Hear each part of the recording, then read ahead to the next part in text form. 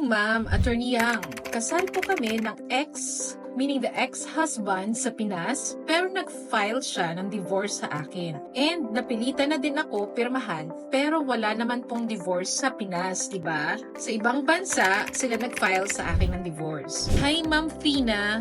Under Article 26 po kasi ng Civil Code, na pag ang Pilipino daw po ay ikinasal, no, sa isang foreigner, and then subsequently po, yung divorce ay i-file ng isang foreigner spouse, then the Filipino spouse is capacitated to remarry under Philippine law. So this Article 26 of the Civil Code also covers the circumstance wherein kung parehong Filipino spouses and then yung isa po subsequently ay naging alien or naging foreigner, and then subsequently po kapag obtain po siya ng divorce decree abroad or in a country wherein divorce is recognized or allowed under their national law, no, kung allowed po yun, for example, sa US, doon po siya naging citizen. Ang effect po nun, under Article 26, is that yung Filipino spouse na naiwan dito sa Pinas is capacitated to remarry under Philippine law. Yun po ang sinasabi ng batas in case po na mag-obtain ng divorce yung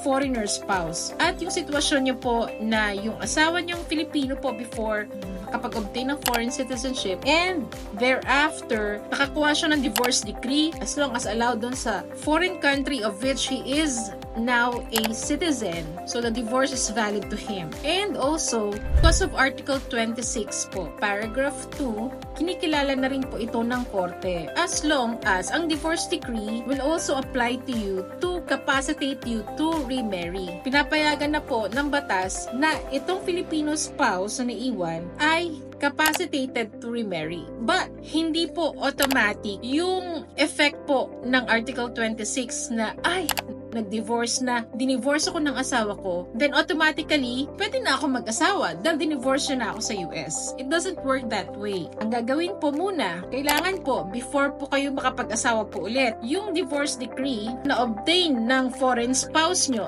in which case, applicable po kasi yung sitwasyon nyo sa Article 26 dahil subsequently, naging foreign citizen na siya. Mag-petition kayo for judicial declaration of the divorce decree. Kayo po na Filipino spouse dito. Ipipetition nyo po ito sa regional trial court. And then of course, hihingan kayo ng mga documentary requirements. Kailangang i-validate po kasi ito ng korte that a divorce decree is valid. Sama po doon yung divorce decree and of course, yung ipapa-apostle nyo pa po yan sa embassy, yung divorce decree. Also, ipapa-translate nyo pa po yan, yung divorce decree na yan, if it's in a foreign language na hindi po naiintindihan, no? If it's in English, then that's good. Pero kung halimbawa in Japanese and among others, once ma-recognize na po ng korte ang divorce decree, then the decision po will be annotated sa local civil registrar kung saan naka-register yung marriage nyo. And of course, i-reflect po yun sa PSA,